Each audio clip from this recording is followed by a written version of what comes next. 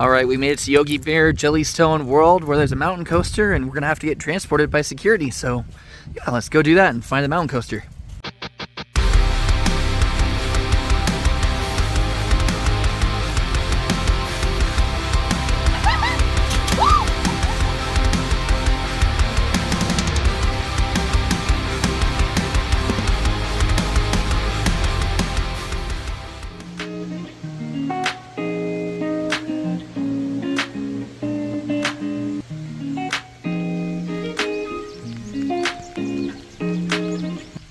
All right, today is day 8 of our trip through the Southeast, and it's our last day in Pigeon Forge. I am really sad. First of all, this view and waking up to it's been awesome. Dollywood and everything in this area has been amazing, and definitely exceeded my high expectations. So yeah, I'm sort of sad that we're leaving, but yeah, we're gonna actually be heading back to the park for a little bit this morning. We're gonna go do a couple more rides, get ourselves some merch, and then we're gonna be heading over to Charlotte this afternoon, and the forecast calls for rain and showers all day. So yeah, basically the norm that I'm expecting for the next few days of this trip. So yeah, just get used to rain and us in raincoats, because right now we're on a balcony, but soon we'll be out in the rain. So you're gonna see us in raincoats a lot today. And good thing we thought ahead to get those, because we, you know, from Arizona, we don't get this. Nope. We don't get this. So we don't prepare for the rain. We get maybe 2 weeks scattered every maybe 4, 5, maybe 6 months before we get rain. So usually it's just, and it's not heavy usually, and even if it is, usually you've just got umbrellas. But so we made sure to pack actual like rain resistant jackets with the hoods and everything, because we didn't have those. And I'm glad we did, because we've taken them into the park with us pretty much every day. Yeah, because you never know when the showers are just going to start. Yeah. But yeah, so let's head over to Dollywood and see how today goes.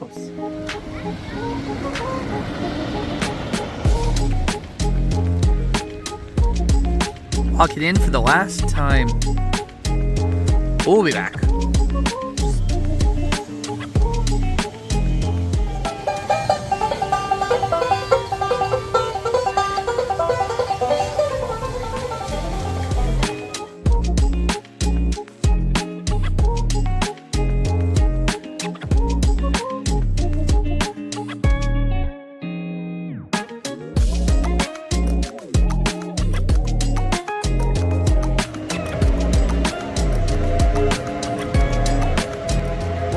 Should we go ride next, guys? Any recommendations?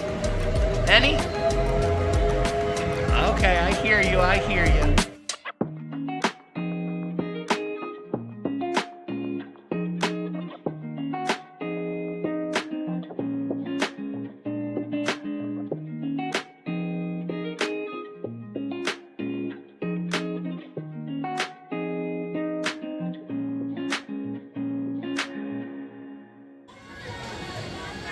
Just got off our first coaster of the day, Wild Eagle, and yeah, I still love it. We rode the left side for the first time, back row, excellent. I cannot say that I like many more wing coasters than that, other than Thunderbird. That's the only one I know for sure, but definitely higher up on my wing coaster list. What do you think?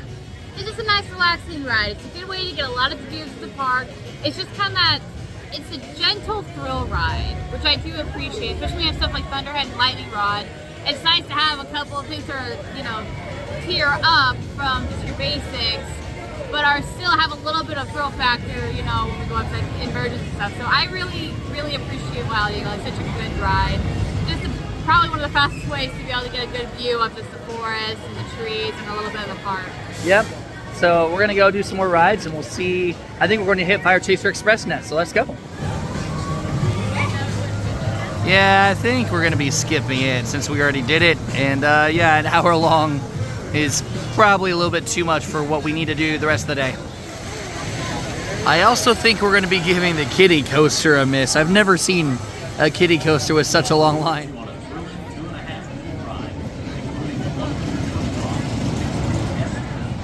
Only 25 minutes. Let's go.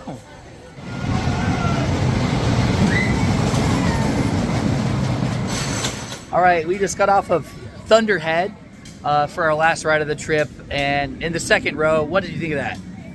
I prefer it towards the front. There is so much more airtime. I mean, we were being thrown out of our seats at every turn, every balance. I mean, it was so much airtime because we've been riding it in the back, and we're talking to one of the ride operators, and they put us in row 2, and they said the front is so much better, and you get a lot more airtime. And I agree. I definitely much prefer the front. The back is still a great ride, but getting those airtime and just the elevation out of your seat is just, you're gonna get that in the front. Oh yeah, I agree. I definitely think it's a front row ride. We haven't done the front row. Maybe next trip we'll try to get on the front row, but even just the second row is still really good. So yeah, we're going to go get some merch, and then we're going to end our time here with another ride on Lightning Rod. So we'll see you over there. And no trip to Dollywood is complete without coming to the grist mill.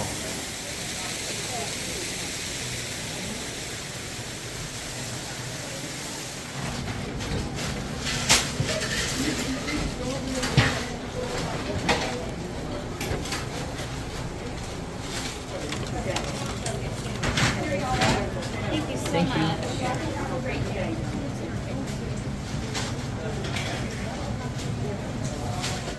All right, so we decided before we leave, we have to do one ride with our friends. And so we're going on the log flume, Daredevil Falls, before a 4-hour drive, because why the heck not? Here's Sean and Charlotte from Theme Park Worldwide. We're staying and going on the log flume just to do a ride with them because we have to. But yeah, so let's go do Daredevil Falls again. All right, so we had to go on with another group of 3, and so they took the middle 2 rows after the person said those were the 2 driest rows. So we ended up in the front row. Needless to say, we got pretty wet. Yeah, you can see our sides are pretty bad.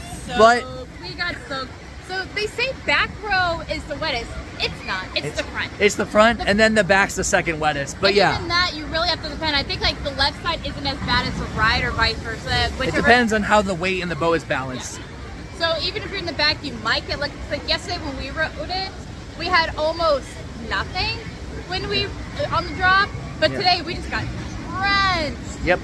So yeah, it was unfortunate, but such is it. But we're gonna head to Lightning Rod for our final ride at Dollywood. Hopefully that'll dry us off some before we hit the road. So let's go do Lightning Rod. Had to share this with you guys because that definitely does not look like wooden coaster track or supports. Interesting. And upon further inspection, looks like it changed from a B&M Hyper to an Aero Looper now, I guess. Woohoo!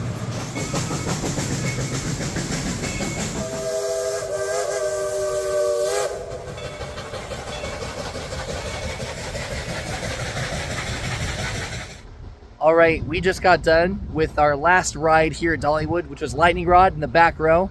And yeah, still super good. The only downside of that coaster is that it goes down a lot. So it was down and cycling empty, and it because it rolled back, and then during the cycle empties, one of the cycles rolled back again. And so yeah, it's just definitely, you can tell that even after all the stuff they've done, it's still having some issues. So hopefully they can get it resolved, because I would hate to see that coaster go.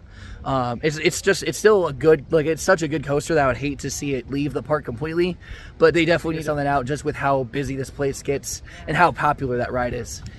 Yeah, just because most of the times we've seen it, it's only running one train, and which it cuts the, how many people they could push out by half alone. And then you get a rollback, and I mean, every time we rode it, we almost would roll back. I mean, you're barely getting the speed, and we were talking, if we had one more adult in the back, because there was a kid in the row in front of us, if we had one more adult, especially bigger set adult, we probably wouldn't have made it over, which seems to happen frequently. There's a few things that they could probably do to maybe try. Hopefully they'll try them, see something, get it going. It's just they need to be able to increase the speed to get the guarantee going over a lot more. But we'll have to see what they do, or they might just say there's too much effort to try to fix it and start over. Yep. So yeah, with that being said, we're leaving Dollywood, which is always hard to leave such an amazing park. I definitely want to come back. I just don't know when, probably in a few years. But yeah, definitely nothing but great things to say. Every single employee we talked to was fantastic.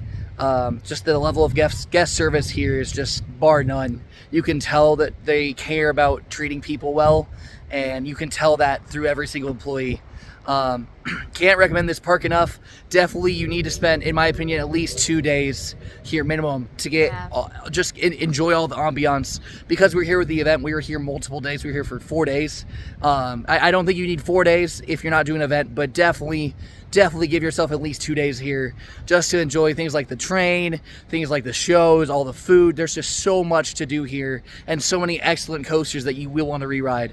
Yeah, cannot say enough great things about this park. But with that being said, we're off now to North Carolina. We're gonna have a little quick pit stop in the middle of the drive from here to Charlotte at Yogi Bears in Golden Valley, North Carolina for their mountain coaster that just opened up recently.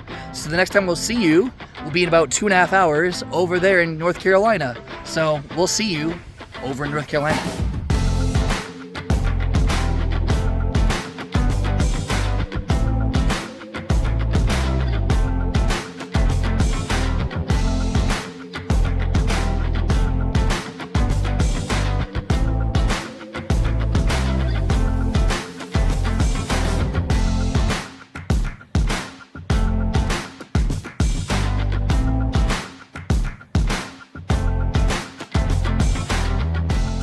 All right, we made it to Yogi Bear Jellystone World where there's a mountain coaster and we're gonna have to get transported by security. So yeah, let's go do that and find the mountain coaster.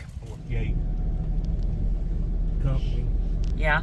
They thought, well, how cool would it be to put a roller coaster out here? So he invested, like, we got 680 acres here. It's all pretty much developed. I mean, we've got log cabins. I mean, we got it all. And they just opened a new section up here for more campsites. They just opened this year. The coaster's been open 5 days now. Wow. This guy, he's really got a great mind. He invests everything he gets into these campgrounds that he owns. Question is it going to be long-term wise just for camp guests, or are you guys going to like open your daytime activities up to people that aren't staying here? The coaster eventually is going to open to the public. Okay. But the campground, what we do on it, say if you want to come to the pool and spend a day, they see you what they call a day pass. Okay. And you have to wear a band. So I work for security. This is not my job driving this. I'm security. Yeah. When I see a band, I know exactly what their limit to, what they allowed to do. Plans now to be paid all There it is. Yeah, this is a mountain coaster on the mountain.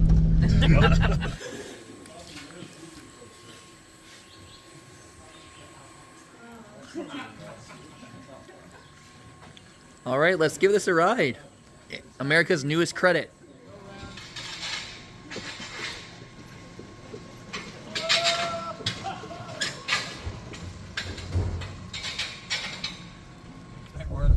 The Gatlinburg's a lot different from Pigeon Forge. Near Beijing. Oh, you can take the, I think take the ski lift up there, and you can take the toboggan back down.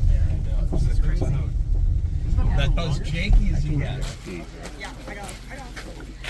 And just like that, we're back down at the car.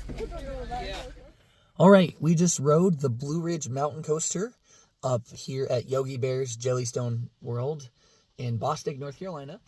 And yeah, as you saw from the footage, currently it's a little bit different where you have to park at a parking lot at like the base of the resort, and then they have to shuttle you up to where it is because the road up to it is gravel. And so yeah, it's currently not paved, which is why you can't drive up there right now. They said they're working on getting that done, hopefully later this year or next year, so the public can just easily go up there. But yeah, so that is something to note. It is open to the public, but you will have to probably be escorted like we were through a van up to the coaster and back down to your car. So that was something different. You want to go first? What were your thoughts on the mountain coaster? Okay. I think it was a nice ride. It's definitely not my favorite. Not close. It's a good idea of it. And in auto trims, which I usually, as someone who isn't, especially starting to do full send, I appreciate the occasional, just slight trimming if you start going just a little too fast, just as a safety thing. But the auto trims were in the worst and most awkward of spots. And I'm like, I don't, and it's not like it's a slow kind of thing like others. It's just abrupt, just stop and then go again. And it could be like right before you hit a turn. So it's like you start turning and you just stop. And it sometimes feels like you jump a little bit when you do that before you start going down. And it auto trims a lot. I'm usually someone who likes auto trimming, but there's a point where it's too much. Yeah, I've ridden quite a few of these that I'm like, oh, the auto trim's bad. I think I remember saying that on the one at Aries that we rode earlier this year, just outside St. Louis. And I remember saying, oh, it auto trims a lot. And it was like too much for me. Looking back now, I wish it was only that level of trimming on this one. Because the setting's beautiful. Like, it's gorgeous up there. And the track layout itself is fantastic. They've got some like airtime hills where it's like slightly banked each way. So it's not too abrupt or too flat. So I appreciate the banking and the design went into it, but I feel like it's just almost, it just builds up so much speed, especially because we did it when it was lightly raining still, mostly misting, but the track was wet, so I feel like that also made the cars want to go even faster. And yeah, you could just really notice, just almost, like you said, before almost every turn, it was just almost stopping at about 10 miles an hour before you started turning it. So hopefully they can figure something else out to make it not that dramatic.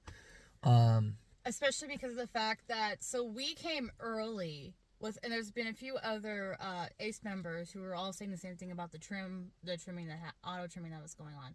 But there's supposed to be some sort of like opening, kind of ribbon cutting kind of thing. Tomorrow that ACE is doing. So you're going to have a bunch more ACE members up here. And I think that's going to be the biggest complaint, is going to be how the auto trim is. Because a little bit here and there, just to make sure you don't go too fast, because you are going down the side of a mountain. The last thing you need to do is do too much speed. Yeah. As much as people would love the speed, there is a point where it is unsafe. And I appreciate auto trimming to make sure you stay there. But there's too much, and it's too raw. And it's too hard, too rough of a trim. Yeah. And if it just kind of slowed you down just a little bit, like if you're going 25 down, if it just kind of slowed you down to maybe 20 to 15, somewhere in there, I think we better. But like he was saying, it probably takes you from like 25 and just stops you at 10. And that's some force to stop that, especially right before, because you start to, instinctively you see what's coming, you prepare for it. Yeah. But the problem is when you're preparing for it, you're not preparing for the stop that follows right before. Yep. So I think there's a lot of potential here, and I'm hoping with all the ACE members, they might get some feedback and maybe go back to weekend and, maybe try to work some of those kinks out. And that would be probably really beneficial long term if they're trying to open this up to the public, like permanently. But yeah, that's our thoughts. Not every mountain coaster is going to be great.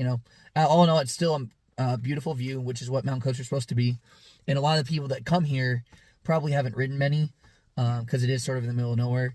And so, yeah, if most people are probably going to like it and appreciate it. But just as people that have ridden a lot of coasters and mountain coasters at this point, especially after the last few days in Pigeon Forge and Gatlinburg, definitely say this is on my lower tier mountain coasters as it currently rides. But I think it was just one of the things was when they were opening it, I don't think they were fully expecting it to go public. I think they were just expecting it to be an addition, kind of like how Ober is. There's campgrounds around here, so it's just going to kind of be that little add-on that people can do around here. But very quickly, they started getting groups of people coming in, and they didn't understand why. And I'm imagining it's probably, coaster critics, enthusiasts, stuff like that, who probably heard it, and people who are just interested in them. But it got a lot more publicity than they probably originally thought it was going to get for where it's located. And they're now trying to figure out how to manage that, because there's now crowds of people who want to come and enjoy it. And it's because if you just went through with the campgrounds aren't too far from it. You have to make that drive up there anyway, so it's not a problem to go to the station. But if you're just coming here just to ride the coaster, like Tim was saying, you're down here, you have to be shuttled up there because they just can't accommodate everybody going up there for that. Yeah. And they're already starting on that, but hopefully they'll start very quickly going, okay, we need to make some changes and start working on those and such. And I don't know, how long has it been open? 6 days. This is a 6th day of operation. Okay, that explains, because 6 days of operation, they are brand new, so they're still in the works of trying to figure out how it works just for themselves. Yeah. But yeah, a lot of potential. A lot of potential for a good ride. Yep. All right, we're heading down to Charlotte. Gonna go meet up with my sister and her husband for some dinner. Don't know if we're gonna vlog anything from that because we're not doing anything amusement park related or anything like that. If we do, you'll see it. If not, we'll see you tomorrow for Carowinds. And yeah, the next day of CoasterCon, and we finally get back on Fury. Been waiting for that for a year and a few months now. So We'll see you guys tomorrow or later, but you'll find out right now. So see ya.